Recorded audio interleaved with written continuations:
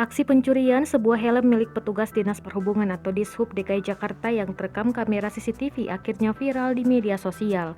Pihak kepolisian pun kini tengah memburu pelaku pencurian helm di Jalan Medan Merdeka Selatan, tepatnya di depan Balai Kota DKI Jakarta pada Kamis, 6 Agustus 2021 siang. Dalam video yang beredar luas, aksi pencurian helm tersebut bermula ketika pelaku berhenti tepat di sisi sepeda motor gede atau moge Dishub DKI Jakarta yang terparkir di sisi jalan. Sebelum mengambil helm, pelaku sempat melihat sekeliling lokasi.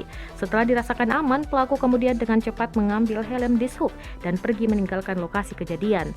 Terkait hal tersebut, Kanit Reskrim Polsek Metro Gambir AKP Doni Agung Harvida mengatakan pihaknya sudah menyelidiki kasus pencurian helm tersebut. Doni menerangkan korban belum melaporkan kejadian pencurian helm ini ke Polsek Metro Gambir.